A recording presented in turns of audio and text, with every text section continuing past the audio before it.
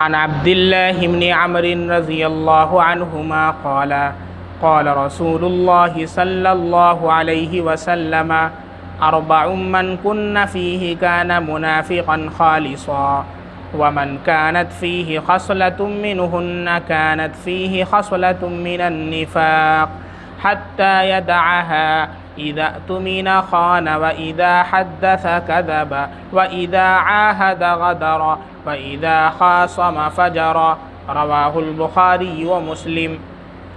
حضرت عبداللہ بن عمرو رضی اللہ عنہما سے روایت ہے کہ رسول اللہ صلی اللہ علیہ وسلم نے فرمایا کہ چار عادتیں ایسی ہیں کہ جس میں وہ چاروں جمع ہو جائیں تو وہ خالص منافق ہے، اور جس میں ان چاروں میں سے کوئی ایک خصلت ہو تو اس کا حال یہ ہے کہ اس میں نفاق کی ایک خصلت ہے، اور وہ اسی حال میں رہے گا جب تک کہ اس عادت کو چھوڑ نہ دے۔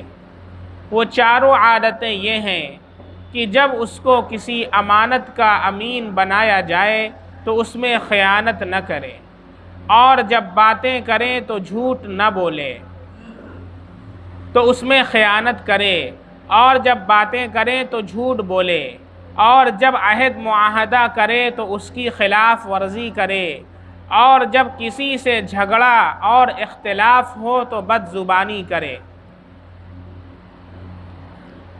اس حدیث پاک میں رسول اللہ صلی اللہ علیہ وسلم نے چار ایسی عادات اور خصلتوں کو بیان فرمایا ہے کہ جو نفاق کی خصلت ہے اور منافقین کی عادت ہے۔ اصل میں حقیقی اور اصلی نفاق انسان کی جس بدترین حالت کا نام ہے وہ تو اسے کہتے ہیں کہ انسان نے دل سے تو اسلام قبول نہ کیا ہو، بظاہر اس نے کلمہ پڑھ لیا ہو، دل سے اسلام قبول نہیں کیا، دل کے اندر کفر رکھتا ہو، لیکن اپنے آپ کو مسلمان ظاہر کرنے کے لیے کلمہ پڑھ لے اور نماز بھی پڑھتا ہو دکھاوے کے لیے، لیکن دل کے اندر ایمان نہ ہو، تب تو وہ کافر ہی ہے، چاہے وہ پورا قرآن پڑھ ڈالے، چاہے کتنا کلمہ پہلا دوسرا تیسرا چوتھا کلمہ پڑھ ڈالے، لیکن دل کے اندر جب ایمان نہیں ہے اور دل سے اس نے اللہ کو ایک نہیں مانا ہے تو پھر وہ کیا ہے؟ کافر ہی ہے۔ اصلی نفاق تو یہی ہے۔ جیسا کہ رسول اللہ صلی اللہ علیہ وسلم کے زمانے میں بہت سارے منافقین تھے۔ عبداللہ ابن ابی منافقین کا سردار تھا۔ اللہ رب العزت نے قرآن کریم میں انہی منافقین کے بارے میں ایک آیت نازل فرمائی ہے، ان المنافقین فی الدرک الاسفل من النار، یعنی منافقین جہنم کے سب سے نچلے حصے میں ہوں گے۔ جہنم کا جتنا حصہ ہوگا سب سے نچلے حصے میں کون ہوں گے؟ منافقین۔ یہ کون منافقین؟ یہ والے منافقین دل کے اندر کفر رکھتے ہوں اور زبان سے کلمہ پڑھتے ہوں، دل کے اندر کفر ہے اور دکھانے کے لیے نماز ہے، تو اللہ تعالیٰ فرماتے ہیں کہ یہ جہنم کے سب سے نچلے حصے میں ہوں۔ ایک تو یہ ہو گیا نفاق۔ دوسری چیز کیا ہے؟ دوسری چیز یہ ہے کہ بعض بری عادتیں ہوتی ہیں، بری خصلتیں ہوتی ہیں جو کسی ایمان والے کے اندر پائی جاتی ہیں۔ ایک بندہ ہے کہ جو اللہ کو تو ایک مانتا ہے، اللہ کے نبی کو اس کا رسول مانتا ہے، وہ ایمان والا تو ہے، لیکن اس کے اندر کچھ ایسی خصلتیں ہیں جو خصلتیں اور جو عادتیں کس کی ہیں؟ منافقین کی، وہ اس کے اندر پائی جاتی ہیں۔ اب اسے کافر نہیں کہا جائے گا، اسے کافر نہیں کہا جائے گا، لیکن یہ کہا جائے گا کہ بھائی تیرے اندر منافقوں والی ایک خصلت پائی جا رہی ہے، تیرے اندر منافقوں والی 2 خصلت پائی جا رہی ہے، تیرے اندر منافقوں والی 3 خصلتیں پائی جا رہی ہیں۔ تو اس حدیث پاک میں اللہ کے نبی صلی اللہ علیہ وسلم نے جو 4 خصلتیں بیان فرمائی ہیں وہ 4 عادتیں منافقین کی ہیں جو کسی مومن کے اندر بدقسمتی سے پائی جائیں تو کسی مسلمان کے اندر اگر یہ پائی جائے تو یہ سمجھا جائے گا کہ یہ منافقانہ عادت اس کے اندر پائی جا رہی ہے۔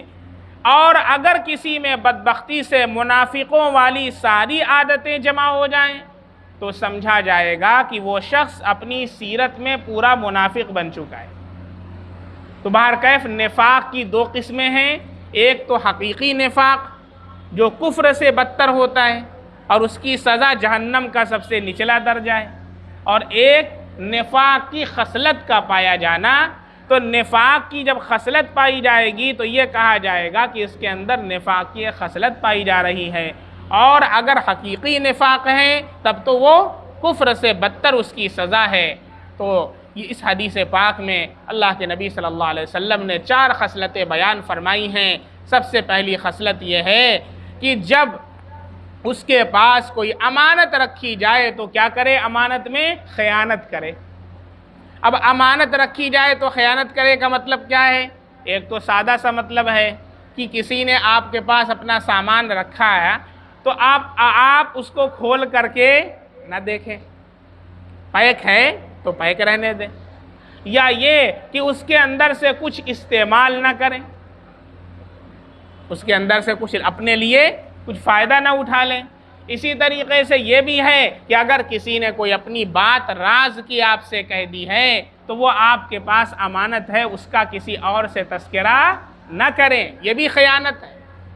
اگر کسی نے آپ سے کوئی اپنے راز کی بات بتائی ہے تو کسی اور سے نہ بتائیں، اگر بتا دیا تو کیا ہو جائے گی؟ امانت میں خیانت ہو جائے گی، اس کا بھی خیال کرنا چاہیے۔ تو امانت بہت اہم، بہت وسیع شعبہ ہے، اسے صرف یہ نہ سمجھیں کہ کسی نے کوئی سامان رکھا ہو تو بس وہی امانت ہے، نہیں، امانت بات کی بھی امانت ہے، رازداری ہے۔ 2 شخصوں میں کوئی بات گفتگو ہو رہی ہے پرسنل، آپ اس میں جا کر کے کان لگا کر کے نہ سن لیں، بیچ کے اندر نہ ٹپک پڑیں، اور سن لیا تو اس کو دوسرے سے جا کر کے نہ بیان کر دیں، یہ امانت میں خیانت ہے اور یہ منافقوں والی صفت ہے۔ اگر اپنے اندر یہ صفت ہے تو اپنے آپ کو اس سے ہمیں پاک کرنا ہے۔ دوسری صفت ہے منافقوں کی، جب بات کرتا ہے تو جھوٹ بولتا ہے۔ ہم اور آپ بھی کہیں نہ کہیں ایسا ہوتا ہے کہ شیطان ہم سے جھوٹ بلوا دیتا ہے، بولنا نہیں چاہتے لیکن بلوا دیتا ہے، تو اس سے بھی بچنے کی کوشش کریں کہ جھوٹ ہم چھوڑ دیں گے اور نہیں بولیں گے۔ اسی طریقے سے تیسری خصلت یہ ہے کہ جب وعدہ کرتا ہے تو وعدہ خلافی کرتا ہے۔ ہم کسی سے وعدہ کریں تو وعدہ خلافی نہیں کرنا ہے، اور یا تو اگر معلوم ہو کہ وعدہ پورا نہیں کر سکیں گے تو وعدہ نہ کریں، ارادہ کریں وعدہ ہی نہ کریں۔ کسی نے آپ کو دعوت دیا ہے اور آپ کا آنا یقینی نہیں ہے تو آپ کہیں انشاءاللہ میں کوشش کروں گا، بھائی انشاءاللہ میں پوری کوشش کروں گا۔ اب آپ نہیں آ سکے تو گنہگار نہیں ہوں گے، اور آپ نے کہا میں ضرور آؤں گا اور پھر آپ نہیں آ سکے تو یہ وعدہ خلافی ہو گئی۔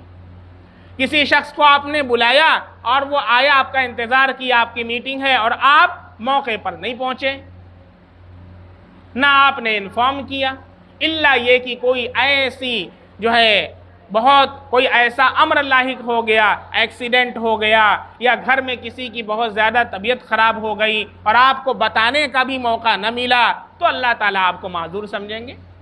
لیکن جان بوجھ کر کے جیسا آج کے زمانے میں چل رہا ہے، لوگ امانتوں میں خیانتیں کر رہے ہیں اور وعدہ خلافی کر رہے ہیں، یہ منافقوں والی عادات اور صفات ہیں، ان سے اپنے آپ کو پاک اور صاف کریں۔ اور چوتھی صفت اللہ کے نبی نے بیان فرمائی ہے کہ جب بھی بحث و مباحثہ کرے تو پھر وہ گالی گلوچ پر اتر جائے اور گالی بکنے لگے۔ تو یہ ساری کی ساری صفات ہیں، یہ منافقوں والی صفات ہیں۔ تو ایک نفاق اعتقادی ہے جس کا تعلق عقیدے سے ہوتا ہے، کہ انسان زبان سے کلمہ پڑھ لے اور دل کے اندر کفر رکھتا ہو تب تو وہ کافر ہی کہلائے گا۔ اور دوسرا نفاق جو ہے وہ اعتقادی نہیں ہے بلکہ سیرت اور عادت والا نفاق ہے، یعنی انسان اللہ کو تو مانتا ہے، اللہ کے نبی کو مانتا ہے، قرآن کو مانتا ہے، لیکن اس کے ساتھ ساتھ منافقوں والی سیرت کو بھی اپنے اندر رکھتا ہے، منافقوں والی عادتوں کو بھی اپنائے ہوئے ہیں۔ تو یہ نفاق سیرت کا نفاق ہے۔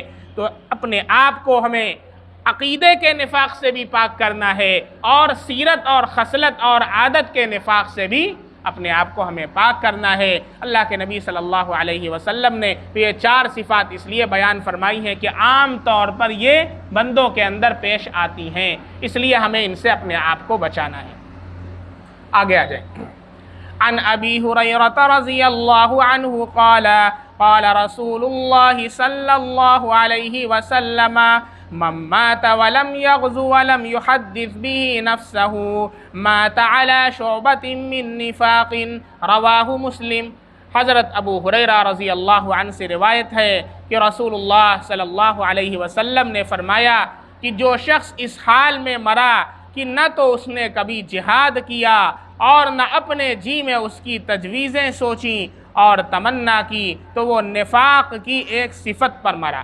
یہاں پر بھی سیرت کا نفاق بیان کیا جا رہا ہے، ایک تو عقیدے کا نفاق ہے اور ایک سیرت اور عادت کا نفاق ہے، جیسا کہ ابھی آپ کے سامنے تفصیل بیان کی گئی۔ تو اگر عقیدے کا نفاق ہے تب تو کفر سے بدتر ہے، اور سیرت کا نفاق ہے تو وہ منافقوں والی صفت پائی جا رہی ہے۔ اپنے آپ کو اس صفت سے پاک کرنا ہر مومن کی ذمہ داری ہے۔ ابھی 4 منافقوں کی صفتیں پچھلی حدیث میں بیان کی گئی ہیں، ان سے انشاءاللہ ارادہ کریں کہ اپنے آپ کو ہم پاک کریں گے۔ ایک منافقوں والی صفت اس حدیث میں بیان کی جا رہی ہے۔ اللہ کے نبی صلی اللہ علیہ وسلم نے ایک روایت میں جو مسلم کی روایت ہے ارشاد فرمایا، یہ بھی ایک منافقوں والی صفت ہے کہ کوئی انسان اپنے آپ کو ایمان والا کہتا ہو اور اپنے آپ کو مسلمان کہتا ہو، اور اس کے ساتھ ساتھ اس نے پوری زندگی اس حال میں گزار دی کہ نہ تو اس نے کبھی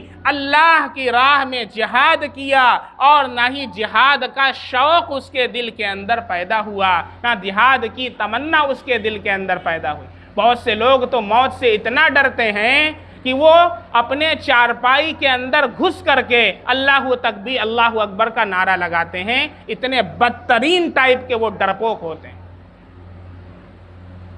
تو ایمان والا اللہ کے علاوہ کسی سے نہیں ڈرتا، اللہ کے نبی نے حدیث میں ارشاد فرما دیا یہ منافقوں کی صفت ہے کہ جب جہاد میں جانے کی بات آتی تھی تو منافقین طرح طرح کے ہیلے اور بہانے کرتے تھے۔ جب غزوے میں جانے کی بات آتی تھی اللہ کے نبی کے پاس آتے تھے، اللہ کے نبی ہمارے گھر یہ کام آ گیا ہے، اہلیہ کی طبیعت خراب ہے، فلاں مہمان آ رہے ہیں، فصلیں پکی ہوئی ہیں، دنیا بھر کے بہانے تراشتے تھے کہ جہاد میں نہ جانا پڑے۔ بس یہ کس کی صفت ہے؟ منافقوں کی صفت ہے، ایمان والوں کی صفت نہیں۔ اللہ کے نبی ارشاد فرما رہے ہیں اگر کسی ایمان والے کی زندگی اس حال کے اندر گزری کہ نہ تو اس نے کبھی اللہ کے راہ میں جہاد کیا اور نہ کبھی جہاد کا شوق پیدا ہوا، نہ کبھی جہاد کی تمنا اس کے دل کے اندر پیدا ہوئی، تو پھر یہ منافقوں والی زندگی ہے، اور جو اسی حال میں اس دنیا سے جائے گا وہ نفاق کی ایک صفت کے ساتھ اس دنیا سے رخصت ہو۔ اس لیے اپنے دل کے اندر جہاد کا شوق پیدا کریں۔ اللہ کے نبی صلی اللہ علیہ وسلم کا ارشاد ہے، آپ صلی اللہ علیہ وسلم نے فرمایا وَدِدْتُ أَنْ أُقْتَلَ فِي سَبِيلِ اللَّهِ ثم احیا ثم اقتلا ثم احیا ثم اقتلا ثم احیا ثم اقتلا۔ اللہ کے نبی فرماتے ہیں میری یہ تمنا ہے، میری یہ خواہش ہے، میری یہ دلی آرزو ہے کہ میں اللہ کے راستے میں جہاد کروں، اللہ کے راستے میں قتل کر دیا جاؤں، پھر زندہ کیا جاؤں، پھر قتل کر دیا جاؤں، پھر زندہ کیا جاؤں، پھر قتل کر دیا جاؤں، پھر زندہ کیا جاؤں۔ اللہ کے نبی صلی اللہ علیہ وسلم ارشاد فرما رہے ہیں۔ حضرت علی رضی اللہ تعالیٰ عنہ فرماتے ہیں فزت ورب الکعبہ، جب ان کے اوپر قاتلانہ حملہ ہوا فرمایا رب کعبہ کی قسم میں کامیاب ہو گیا۔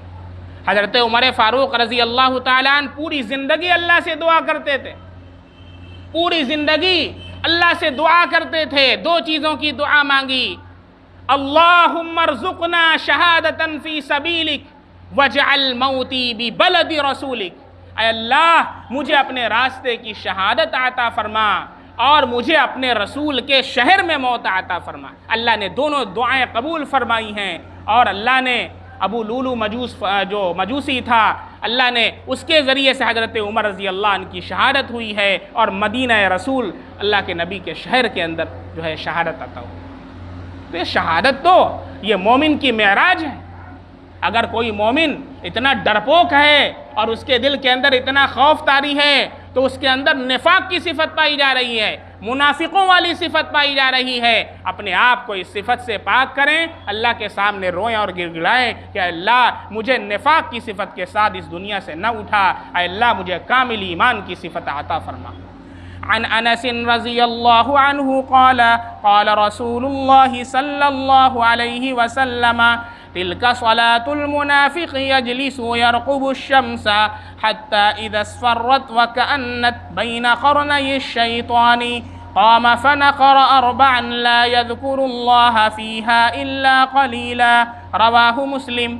حضرت انس رضی اللہ عنہ سے روایت ہے کہ رسول اللہ صلی اللہ علیہ وسلم نے فرمایا یہ تو منافق والی نماز ہے کہ بے پرواہی سے بیٹھا آفتاب کو دیکھتا رہا یہاں تک کہ جب وہ زرد ہو گیا، پیلا پڑ گیا اور اس کے غروب کا وقت قریب آ گیا تو نماز کو کھڑا ہوا اور چڑیے کی طرح 4 چونچیں مار کے ختم کر دی اور اللہ کا ذکر بھی اس میں بہت تھوڑا کیا۔ مطلب یہ ہے کہ مومن کی شان تو یہ ہے کہ شوق کی بے چینی ہو نماز کے انتظار کے لیے۔ ایک حدیث میں اللہ کے نبی کا ارشاد ہے کل قیامت کے دن اللہ کے عرش کے سائے میں جو 7 لوگ ہوں گے ان میں سے ایک وہ شخص بھی ہوگا رجل قلبہ معلق بالمساجد، وہ شخص جس کا دل مسجدوں میں اٹکا ہوا ہے، باہر جائے تو گھڑی دیکھتا رہے کہ نماز کا وقت تو نہیں ہو گیا، نماز کا انتظار کرے، نماز کے انتظار میں وہ بے چین رہے، بے تاب رہے، اور اگر کوئی شخص نماز کے انتظار میں بیٹھا بھی رہے تو اس کے لیے نماز کا ثواب لکھا جاتا ہے۔ یہ مومن، یہ ایمان والوں کی صفات ہے۔ اللہ کے نبی منافقوں کی نماز بیان فرما رہے ہیں کہ منافق کیا کرتا ہے، وہ تو سوچتا ہے کہ نماز ہی کیوں پڑھیں، لیکن نماز بھی پڑھنا ضروری ہے، چونکہ اللہ کے نبی کے دور میں تو نماز نہ پڑھنے کا کوئی تصور ہی نہیں تھا، منافقین بھی آ کر کے نمازیں پڑھا کرتے تھے۔ آج کل تو ہٹے کٹے مسلمان نمازیں چھوڑتے ہیں اور شان سے اپنے آپ کو مسلمان بھی کہتے ہیں، تو وہ نمازیں پڑھا کرتے تھے، لیکن دل کے اندر چبھن ہوتی تھی، دل کے اندر بہت تکلیف ہوتی تھی کہ ارے کیسے نماز پڑھ رہے ہیں۔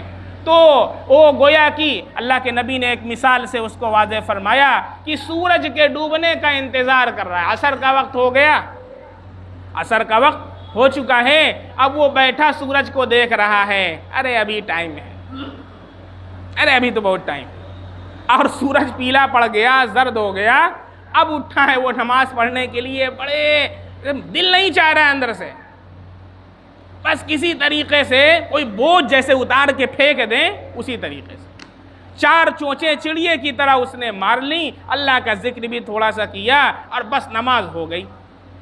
تو یہ نماز تو لپیٹ کر کے اس کے منہ پر مار دی جائے گی، یہ منافقوں والی نماز ہے۔ اب ہم دیکھ لیں کہ ہم کہیں اس طریقے سے نماز تو نہیں پڑھ رہے، ہمارے اندر تو کہیں یہ صفت نہیں پائی جا رہی۔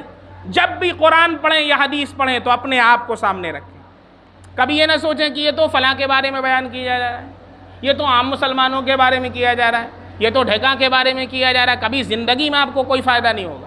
جب قرآن پڑھنے کے لیے بیٹھیں، حدیث کو لے کر کے بیٹھیں، اپنی ذات کو مخاطب کریں۔ اللہ کے نبی صلی اللہ علیہ وسلم مجھ سے ارشاد فرما رہے ہیں، میرا اللہ مجھ سے کہہ رہا ہے، منافقوں کی صفت بیان کی جا رہی ہے، ڈریں کانپیں کہ کہیں میرے اندر تو وہ صفت نہیں پائی جا رہی، اور اگر پائی جا رہی تو اللہ سے سچی پکی توبہ کریں اور اللہ سے عہد کریں کہ انشاءاللہ آج کے بعد سے یہ جتنی صفات اللہ کے نبی نے منافقین کی بیان فرمائی ہیں ہم ان سب کو انشاءاللہ چھوڑ دیں گے اور سچے پکے کامل ایمان والے بن کر کے زندگی گزاریں گے۔ عن عثمان بن عفان رضی اللہ عنہ قال قال رسول اللہ صلی اللہ علیہ وسلم من ادرکه الاذان في المسجد ثم خرج لم يخرج لحاجة وهو لا يريد الرجعة فهو منافق رواہ ابن ماجہ۔ حضرت عثمان بن عفان رضی اللہ عنہ سے روایت ہے کہ رسول اللہ صلی اللہ علیہ وسلم نے فرمایا کہ جو شخص مسجد میں ہو اور اذان ہو جائے اور وہ اس کے بعد بھی بلا کسی خاص ضرورت کے مسجد سے باہر چلا جائے اور نماز میں شرکت کے لیے واپسی کا ارادہ بھی نہ رکھتا ہو تو وہ منافق ہے۔ مطلب یہ ہے کہ یہ منافقانہ طرز عمل ہے کہ اگر کوئی شخص مسجد کے اندر ہو اور کوئی خاص ضرورت بھی نہ ہو اور اذان بھی ہو چکی ہو اور پھر بغیر کسی ضرورت کے وہ نماز چھوڑنے کے ارادے سے نکل جائے اور واپسی کا ارادہ بھی نہ ہو۔ اگر کوئی ضرورت سے نکلے، جیسے کسی کو استنجے کا تقاضا ہے، کسی کو بڑے استنجے کا تقاضا ہے، یا کوئی اور گھر سے فون آ گیا ہے، کوئی جو ہے طبیعت خراب کسی کی ہو گئی ہے، کسی اور ضرورت کی وجہ سے نکلا ہے تو وہ قابل مواخذہ نہیں ہے۔ لیکن بلا ضرورت یوں ہی جو ہے مسجد سے نکل جانا اور نماز کے چھوڑنے کا ارادہ اور پھر لوٹنے کا بھی ارادہ نہیں ہے تو یہ کس کی صفت ہے؟ منافقوں والی صفت ہے۔ اس سے اپنے آپ کو بچانا چاہیے۔ اللہ رب العزت ہم سب کو ان تمام منافقوں والی صفات سے اللہ تعالیٰ پاک اور صاف فرمائے، اور اللہ ایمان کامل اور اسلام کامل اللہ تعالیٰ ہم سب کی زندگی کے اندر پیدا فرمائے۔ کچھ سوالات جو ہے بہت دنوں سے جمع ہو گئے ہیں، وہ سوالات آپ کے سامنے پیش کیے جا رہے ہیں۔ بسم اللہ الرحمن الرحیم۔ السلام علیکم ورحمۃ اللہ وبرکاتہ۔ وعلیکم السلام ورحمۃ اللہ وبرکاتہ۔ مفتی صاحب، رتوا کی بیماری میں کیا کرنے کا؟ میں ایک مولانا ہوں۔ رتوا یعنی بچے کا بدن لال ہو جاتا ہے اس میں، تو آپ واٹس ایپ پر مجھے بتا دیں گے تو بہت بڑی مہربانی ہوگی۔ بھئی رتوا کی بیماری تو میں نہیں جانتا، اس کے لیے حکماء سے اور اطباء حضرات سے رابطہ کریں۔ بارکیف صحیح بخاری شریف کی ایک روایت ہے، سیدہ عائشہ رضی اللہ عنہا سے مروی ہے کہ رسول اللہ صلی اللہ علیہ وسلم کے گھر میں جب کسی کی طبیعت خراب ہوتی اور وہ بیمار ہوا کرتا تو آپ صلی اللہ علیہ وسلم اسے اللہ کی پناہ میں دیتے، یعنی دم کرتے، تو اس وقت اللہ کے نبی صلی اللہ علیہ وسلم اپنا دایاں ہاتھ جو ہے اس کے اوپر ایسے پھیرا کرتے اور یہ دعا پڑھا کرتے تھے، اللہم رب الناس اذہب البأس واشف انت الشافی لا شفاء الا شفاؤک شفاء لا یغادر سقما۔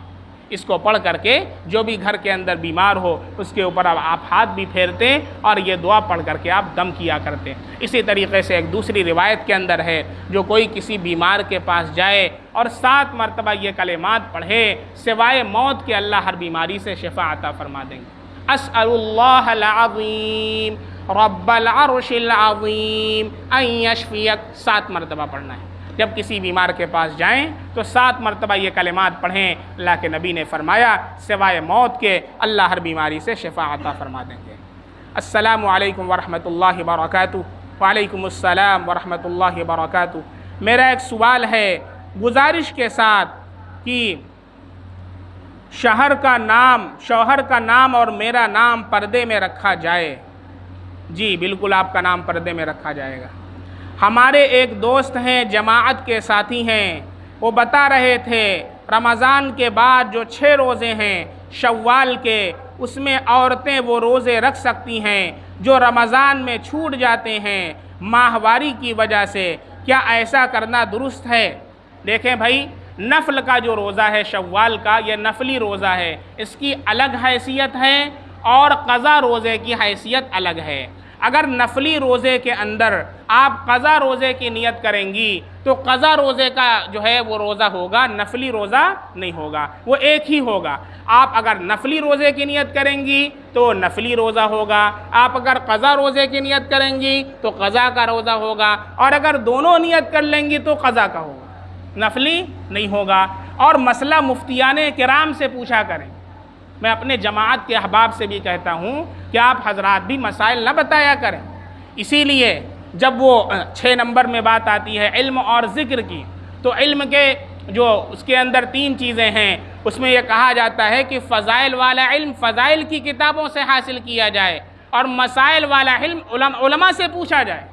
لیکن افسوس کے ساتھ کہنا پڑتا ہے کہ بہت سارے حضرات بغیر کسی تحقیق کے مسائل بیان کرتے ہیں اور غلط مسئلہ بتاتے ہیں، جس کی وجہ سے امت گمراہ ہو رہی۔ اس کا وبال آپ کے سروں پر پڑے گا۔ یہ میں ایک مسئلے کی وجہ سے نہیں کہہ رہا ہوں، روزانہ میرے پاس فون آتے ہیں، دسیوں فون آتے ہیں، جس کے اندر بتایا جاتا ہے کہ مسجد کے فلاں صاحب انہوں نے مجھے یہ مسئلہ بتایا اور میں اس کے اوپر عمل کر رہا ہوں، 1 مہینے سے 2 مہینوں سے ساری نمازیں ان کی خراب کر دیا، ساری نمازیں، اب اس کی ذمہ داری کس کے اوپر ہوگی؟ بھئی جب آپ کو مسائل بتانے کا علم نہیں ہے، آپ کو مسائل بتانے کی اتھارٹی نہیں ہے، تو آپ کیوں مسئلہ بتاتے ہیں؟ آپ کو جو کام دیا گیا ہے اسی کام کے اندر رہیں، مسائل آپ نہ بتائیں۔ اور عوام سے بھی کہتا ہوں کہ جیسے آپ بیمار ہوتے ہیں تو آپ مسجد میں کوئی بتا دے یا سڑک سے چلتا کوئی آدمی بتا دے کہ آپ فلاں چیز کھا لو، بچے کی طبیعت خراب ہے، تو آپ اس کی بات نہیں مانتے ہیں، آپ ڈاکٹر کے پاس جا کر کے پوچھتے ہیں۔ تو دین کے مسئلے کے اندر بھی آپ معتبر علماء سے پوچھا کریں، کوئی بھی کچھ بتا دے تو آپ اس کی بات پر عمل نہ کیا کریں۔ اس طریقے سے آپ اپنے دین کے اوپر عمل پیرا نہیں ہوں گے بلکہ اس سے دور ہو جائیں گے۔ السلام علیکم، میں بہت زیادہ پریشان ہوں۔ وعلیکم السلام ورحمۃ اللہ، اللہ آپ کی پریشانی دور فرمائے۔ میں آیت الکرسی پڑھتی ہوں 3 بار، پھر بھی مجھے سلیپ پیرالیسس ہوتا ہے، اور اس کی وجہ سے مجھے اللہ کے بارے میں وسوسے آتے ہیں اور اللہ کی آیتوں پر شک ہوتا ہے۔ شیطان ایک طرف، سب شیطان کی طرف سے سب کہتے ہیں آیت الکرسی پڑھو، تو مجھ پر اثر کیوں نہیں ہوتا؟ مجھے اس بات سے بہت وسوسے آتے ہیں۔ میں 10-15 دن سے وسوسوں سے پریشان ہوں کہ سورہ اثر کیوں نہیں کرتی، پلیز مجھے بتائیں۔ وساوس کا آنا تو صحابہ کرام کے ساتھ بھی تھا، اور یہ تو ایمان کی علامت ہے۔ حضرت حنظلہ رضی اللہ عنہ فرماتے ہیں کہ مجھے تو اتنا خدشہ ہوا کہ حنظلہ منافق ہو گیا۔ نافقہ حنظلہ اللہ کے نبی کے پاس آئے، آپ نے کہا کہ اگر تیری وہی حالت گھروں پر بھی ہو جو میرے ساتھ ہوتی ہے تو فرشتے تجھ سے مصافحہ کرنے لگیں، تو آپ یہ سوچیں کہ وسوسہ نہ آئے تو آپ فرشتے بن جائیں گے؟ آپ انسان ہیں نا، انسان ہے تو وسوسے آئیں گے۔ اب کیا کرنا؟ اس کے لیے اللہ کے نبی صلی اللہ علیہ وسلم نے ہمیں دعائیں بتائیں، ہمیں وظائف بتائیں۔ اسی لیے تو معوذتین نازل کی گئیں۔ آپ قل اعوذ برب الفلق پڑھیں، قل اعوذ برب الناس پڑھیں۔ ایک دعا اللہ کے نبی نے بتائی، آج جمعہ کے بیان کے اندر میں نے وہ دعا بتائی ہے، اللہم الہمنی رشدی وَأَعِذْنِي مِن شَرِّ نَفْسِي۔ کثرت سے اس دعا کا اہتمام کریں۔ اور اگر کبھی اس طرح کا شبہ آپ کو آ جائے کہ اللہ ہے کہ نہیں ہے، تو فوراً اپنے دل سے یہ کہیں کہ اللہ اور اس کے رسول نے جو کہا اس پر میں ایمان لاتا ہوں اور وہ سب برحق ہے، اور اس کے بعد کہیں رضیت باللہ ربا وبالاسلام دینا وبمحمد الرسول لا الہ الا اللہ محمد الرسول اللہ۔ شیطان مر جائے گا۔ شیطان چلا ہے لڑنے کے لیے، آپ شیطان کو پٹخ دیجئے۔ شیطان آپ کو کیا پٹخے گا؟ حضرت عمر رضی اللہ تعالیٰ عنہ چلتے تھے، شیطان راستہ بدل دیا کرتا تھا۔ اس لیے اپنے ایمان کے اندر پاور پیدا کیجئے۔ یہ کیسا کہ آپ خود ہی گرے چلے جا رہے ہیں؟ ارے کم سے کم آپ اتنا پاور رکھیے کہ آپ کے آس پاس جتنے لوگ ہیں سب کے ایمان کی حفاظت ہو۔ بات سمجھ میں آ رہی ہے؟ اس لیے کثرت سے اللہ کا ذکر کریں، نمازوں کی پابندی کریں، ذکر و اذکار کا اہتمام کریں، تنہائی کے اندر نہ رہیں، اللہ والوں کی صحبت اختیار کریں، اللہ والوں کی صحبت اختیار کریں۔ صحبت صالح ترا صالح کند، صحبت طالح ترا طالح کند۔ السلام علیکم ورحمۃ اللہ وبرکاتہ۔ وعلیکم السلام ورحمۃ اللہ وبرکاتہ۔ محمد عقیل جونپور سے سوال کرتے ہیں، میرا ایک سوال ہے مفتی صاحب، قبلہ رخ وضو کر سکتے ہیں؟ وضو کر سکتے ہیں نہیں، وضو کرنا قبلہ رخ مستحب ہے۔ قبلہ رخ وضو کرنا مستحب ہے، کر سکتے نہیں ہیں۔ ہاں اس کا خیال رکھیں کہ آپ قبلہ رخ جب وضو کریں تو ناک چھنکنا ہو یا آپ کو ناک کے اندر اس طرح کی کوئی گندی بات ہو تو آپ اپنا چہرہ قبلے سے ایسے پھیر لیا کریں یا نیچے کی طرف کر لیا کریں۔ بات سمجھ میں آ رہی ہے؟ اس کا خیال کیا کریں۔ السلام علیکم ورحمۃ اللہ وبرکاتہ۔ وعلیکم السلام ورحمۃ اللہ۔ مفتی عبد الرحمن صاحب، صلاۃ التسبیح کی نماز پڑھنا چاہیے؟ مفتی صاحب اس کے بارے میں آپ بتائیں۔ بالکل پڑھنا چاہیے۔ صلاۃ التسبیح کی نماز متعدد طرق سے ثابت ہے، اور جتنے بھی طرق ہیں ان طرق کو ملانے کے بعد اس کا خلاصہ جو محدثین نے لکھا ہے میں آپ کے سامنے ذکر کر رہا ہوں کہ صلاۃ التسبیح کی روایت کی جتنے طرق منقول ہیں ان سب کے طرق کو ملا کر کے اس کا درجہ کم سے کم حسن کو پہنچتا ہے، ضعیف تو دور کی بات۔ اور جو لوگ اس کا انکار کرتے ہیں ان کو حدیث کی سمجھ نہیں، حدیث کی سمجھ ان کو نہیں ہے۔ ابھی میں آپ کے سامنے حوالہ پیش کروں بڑے بڑے محدثین کا تو 10 حوالہ تو ابھی میرے پاس موجود ہیں، لیکن وقت کی قلت دامنگیر ہے۔ بڑے بڑے 10 محدثین جنہوں نے حدیث کی بڑی بڑی کتابیں لکھی ہیں، آپ کیا، آپ تو ایک حدیث نہیں جانتے۔ جو لوگ صلاۃ التسبیح کا انکار کرتے ہیں، بات سمجھ میں آ رہی ہے؟ حضرت عباس رضی اللہ عنہ کو اللہ کے نبی صلی اللہ علیہ وسلم نے یہ نماز سکھلائی تھی، اور جو کوئی ایک طرق پیش کر کے کہہ دیتے ہیں کہ اس کو فلاں نے موضوع لکھا ہے، تو بھائی یہ حدیث جو منقول ہے اس کے 10 طرق ہیں، ٹھیک ہے؟ اس طرق سے ہے، اس طریقے سے ہے، اس طرق سے مرئی، ان میں سے کسی ایک طریقے کو جو ہے وہ کیا لکھا ہے، موضوع لکھا، بقیہ 9 طریقے جو ہیں وہ تو ثابت ہیں۔ ان سارے طریقوں کو آپ نے پڑھا ہے، ایک کو دیکھا اور دیکھ لیا البانی صاحب نے یہ کہہ دیا۔ آج کل یہ بھی بڑا نیا نکلا ہوا ہے، ہر انسان جو ہے وہ بڑا محقق بنا ہوا۔ محقق کس بات کا؟ محقق اس بات کا کہ گوگل پر سرچ کیا، اس کو لکھا ہے البانی صاحب نے ضعیف۔ ابے تجھے کیا پتا کہ ضعیف کسے کہتے ہیں، صحیح کسے کہتے ہیں؟ ضعیف کی تعریف کر کے بتا دے، ضعیف کی تعریف کر، ضعیف کسے کہتے ہیں؟ حدیث کی صرف 2 ہی قسمیں ہیں، صحیح اور ضعیف۔ حدیث معنعن کسے کہتے ہیں؟ حدیث متواتر کسے کہتے ہیں؟ حدیث کی اتنی قسمیں محدثین نے بیان فرمائی ہیں، آپ نے صحیح اور ضعیف میں تقسیم کر دیا اور امت کو بانٹ کر کے رکھ دیا۔ یہ بہت بڑا فتنہ ہے، اس لیے ایسے لوگوں کے چکر میں نہ پڑیں جو آپ کے اعمال کو خراب کرنے کے در پہ ہیں۔ السلام علیکم مفتی صاحب۔ وعلیکم السلام ورحمۃ اللہ۔ کیا گناہ کبیرہ گناہ ہوتا ہے؟ کبیرہ گناہ کتنے ہیں؟ 60 70 یا 700؟ کوئی کتاب بتا دیں پلیز۔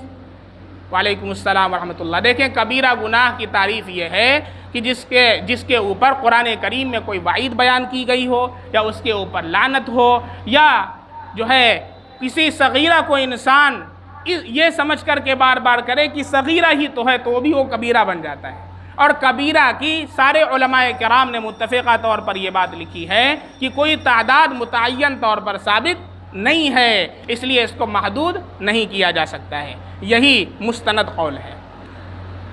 مکرمی سلام مسنون کے بعد عرض ہے کہ زید کی شادی اس کی حقیقی، ابھی ٹائم ہے نا، 1 2 سوال اور بس ہے، بس کریں۔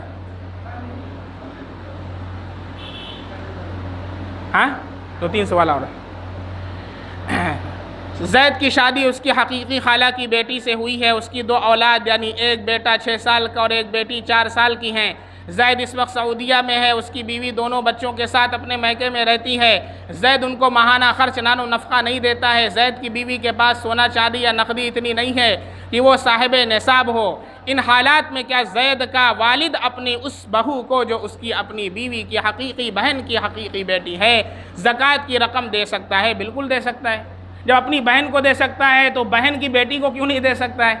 بشرطے کہ وہ صاحب نصاب نہ ہو۔ سوال نمبر 2، کیا زکوٰۃ کی رقم دیتے وقت بتانا ضروری ہے کہ یہ زکوٰۃ کی رقم ہے؟ بالکل نہیں، آپ ہدیہ کہہ کر کے دے دیں، آپ تحفہ کر کے دے دیں، آپ انعام کہہ کر کے دے دیں۔ نمبر 3، کیا زید کے بھائی بہن بھی زکوٰۃ کی رقم اسے دے سکتے ہیں؟ بالکل دے سکتے ہیں۔ نفلی صدقات اسے دینا کیسا ہے؟ جب جو ہے واجبی صدقات دے سکتے ہیں، نفلی صدقات بدرجہ اولا دے سکتے ہیں۔ کیا زید کے بیٹے و بیٹی کو بھی یہ لوگ زکوٰۃ کی رقم دے سکتے ہیں؟ اس میں مسئلہ یہ، محمد حسن معرفت کلیم اللہ جونپور یو پی سے سوال کرتے ہیں۔ اس میں مسئلہ یہ ہے کہ جو بچہ نابالغ ہو، اب اس کے باپ کو دیکھا جائے۔ اگر باپ مالدار ہے تو بچے کو مالدار شمار کیا جائے گا، بچے کو نہیں دے سکتے۔ اگر باپ غریب ہے تو بچے کو، پھر بھی بچہ اتنی سمجھ رکھتا ہو کہ وہ زکوٰۃ کے مال پر قبضہ کر سکتا ہو، اتنا شعور اس کے پاس ہو، تو اگر باپ غریب ہیں تو آپ دے سکتے ہیں، اور مالدار ہے تو نہیں دے سکتے۔ السلام علیکم ورحمۃ اللہ۔ میرا کویشچن یہ ہے کہ میری نان مسلم فرینڈز کھانے پینے کی چیزیں دیتی ہیں تو ان کو کیسے مینیج کریں؟ ان کا پیسہ حلال اور حرام مکس اپ رہتا ہے، اور فرینڈز کو بار بار منع کرنا بھی ٹھیک نہیں لگتا، تو ایسے میں کیا کرنا چاہیے؟ کئی بار گھر پر کھانے کا سامان بھیج دیتی ہیں، تو اس کا بھی بتائیے، جیسے ہولی یا دیوالی کے موقع پر۔ خدیجہ اقرا بلوچ ٹولہ سے سوال کرتی ہیں۔ دیکھیں بھائی، میں نے 2 چیزیں اس سے پہلے بتوائی ہیں، فتویٰ ظاہر پر، تقویٰ باطن پر۔ فتویٰ ظاہر پر ہوتا ہے، تقوی باطن پر ہوتا ہے۔ دیوالی یا ہولی کی مٹھائی کے بارے میں علماء نے لکھا ہے کہ اگر وہ بتوں پر چڑھائی ہوئی نہ ہو، اگر چڑھا دی گئی ہیں تب تو حرام، اور چڑھائی ہوئی نہیں ہیں تو پھر اسے کھا سکتے ہیں، لیکن احتیاط کرنا اس میں بھی اولا ہے، ٹھیک ہے۔ اور شبہ جو ہے، میں نے ایک حدیث بخاری کی اس سے پہلے پڑھی ہے، الحلال بین والحرام بین وبینہما مشتبہات لا یعلمها کثیر من الناس، انہی کے بیچ میں کچھ مشتبہ چیزیں ہیں جنہیں اکثر لوگ نہیں جانتے ہیں، اور ان سے بچنے کا نام کیا ہے؟ تقوی۔ اگر آپ کو شبہ ہو رہا ہے آپ اسے چھوڑ دیں۔ چھوڑ دیں کیسے؟ آپ نیت کر لیں چھوڑ دیں گی۔ کیسے بچیں گے؟ ایک مرتبہ میرا جانا ہوں، میں نے اس سے پہلے بتایا تھا، ایک صاحب تھے وہ سودی کام کرتے تھے، مجھے معلوم نہیں تھا۔ ہم ایک صاحب کے ساتھ گئے، انہوں نے بہت لمبا چوڑا ناشتہ لا کر کے لگا دیا، بہت لمبا چوڑا۔ اچھا، شیطان ایسے موقع پر جو ہے خوب انگلی کرے گا، لیکن ایسے موقع پر آپ کو بچنا ہے۔